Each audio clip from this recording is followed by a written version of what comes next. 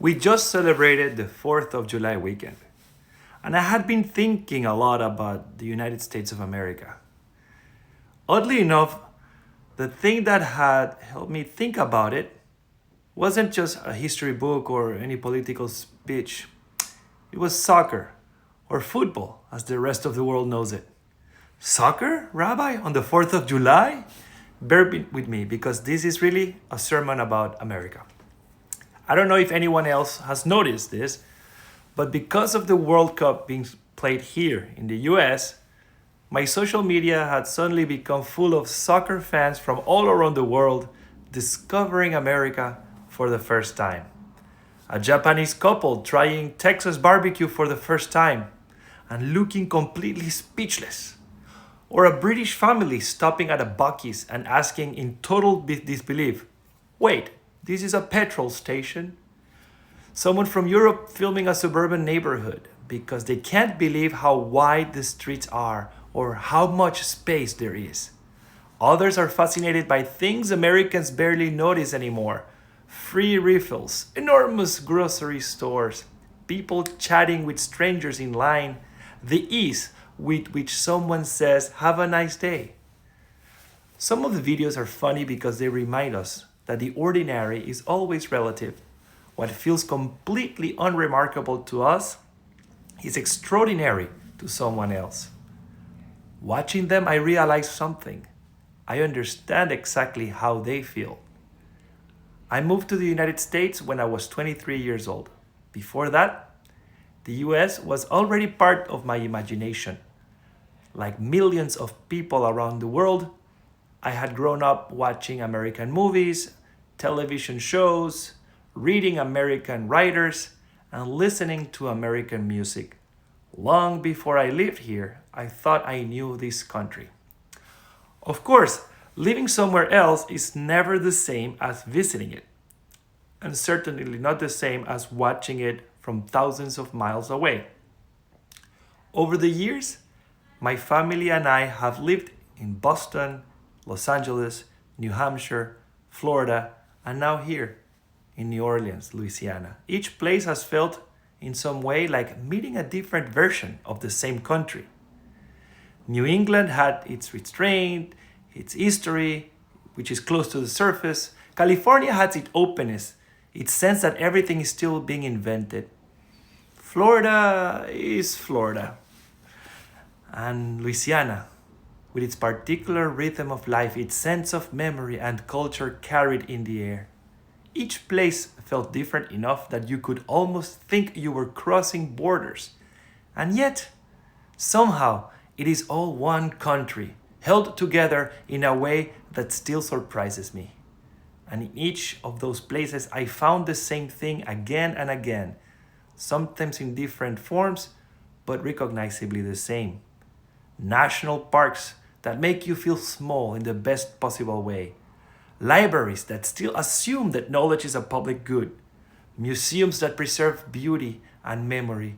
Universities that carry the belief that thinking and research still matter. And a culture of volunteering and community life that is hard to explain unless you have seen it.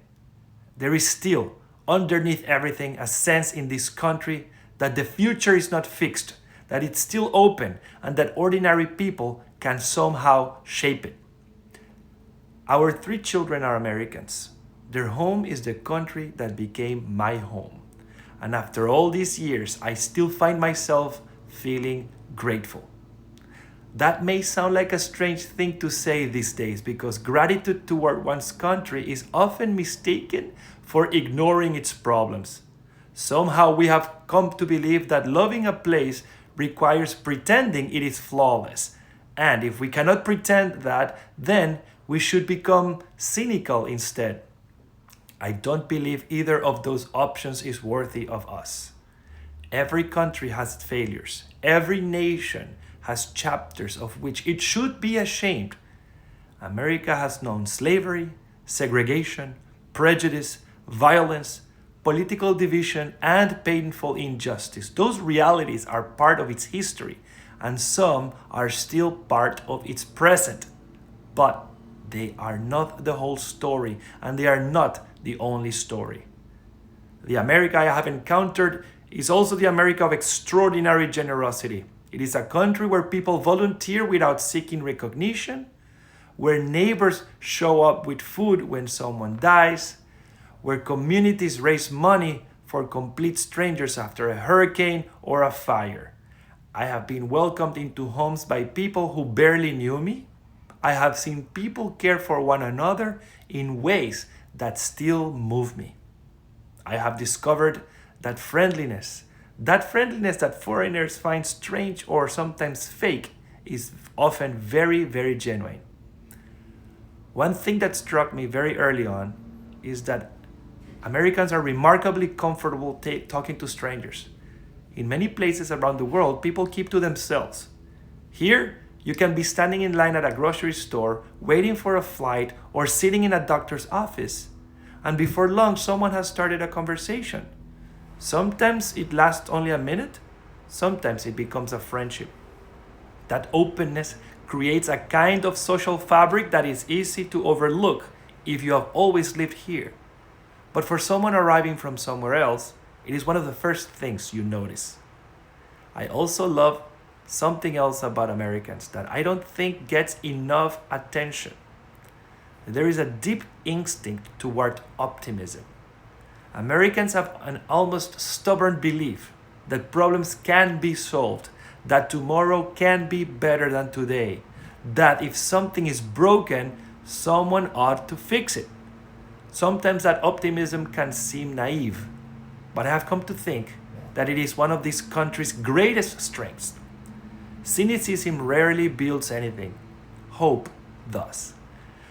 I also like to think about the generations of Jewish immigrants who came before me. Many of your parents or grandparents arrived here calling America the Golden Medina, the Golden Land. They were not saying it was perfect or without struggle. They were saying that here, for the first time in many cases, Jews could build openly Jewish lives, raise Jewish families without fear, and imagine a future beyond survival. In many ways, my own arrival here at 23 is part of that same ongoing story. As Jews, gratitude is one of our deepest spiritual disciplines. We are taught to say 100 blessings every day because the soul has a tendency to normalize miracles. We stop noticing what surrounds us. We begin to think that today's blessings are simply the way the world has always been. Perhaps nations are like that too. It is easy to notice what is broken. We are reminded of it every hour of every day. The news travel at the speed of outrage, and social media has become remarkably good at convincing us that everything is falling apart. Now, I don't want to minimize the real challenges our country faces. They deserve our attention, our engagement, and our moral seriousness. Our Torah portion this past week offers a remarkable image. When God grants Pinchas a brit shalom, a covenant of peace, the word shalom is written with a broken letter. The vav in shalom is intentionally split, one of the Torah's most famous scribal anomalies.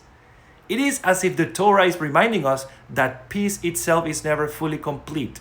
It is always something we are called to protect, to repair, and pursue. I have often thought about that when I hear the Hebrew name of the United States, Artzot Habrit, the lands of the covenant. Like that broken vav, our covenant is also unfinished. America has never been perfect, and it is not perfect today.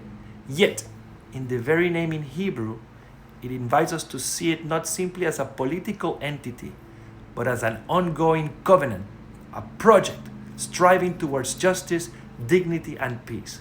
The covenant is incomplete, but the ideal remains before us. But if all we ever do is criticize, eventually we lose the ability to love. And if we lose the ability to love, we also lose the motivation to repair. The Jewish tradition never asks us to choose between gratitude and responsibility. We're expected to hold both at the same time. We thank God for the world as it is, and then we get to work making it better. The broken vav teaches exactly that lesson. gratitude for the covenant we have, alongside with the responsibility to help make it whole. I think we can approach our country in much the same way.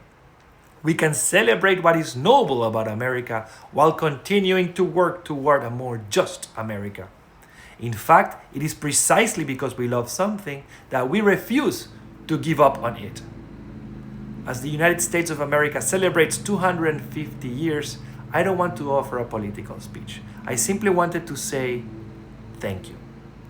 Thank you for welcoming a young immigrant who dreamed of becoming a rabbi. Thank you for allowing my children to grow up in a freedom. And thank you for the kindness I have experienced from people across this country, from coast to coast, from New England to California, from Florida to Louisiana. Thank you for the countless people, many of whose names I will never know, but whose small acts of kindness shaped my experience of this country. The neighbors, teachers, co-workers, congregants, cashiers, volunteers, and friends who made America feel less like a destination and more like home. Nations are not loved because of their monuments or their flags alone. They are loved because of the people who inhabit them.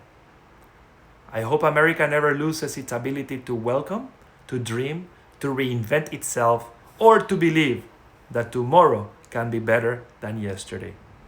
Those are ideals worth preserving, not because America has always lived upon them, but because they continue to call it toward its highest self. For all its imperfections, I still believe there is a remarkable country here. And on this Shabbat of our 250th anniversary, I simply wanted to say what perhaps immigrants remember more easily than those born here. Never take this place for granted. Notice its blessings. Protect its freedoms. Cherish its people. And if you love it, as I know you do, continue the sacred work of making it even better for the generations that will come after us. God bless America.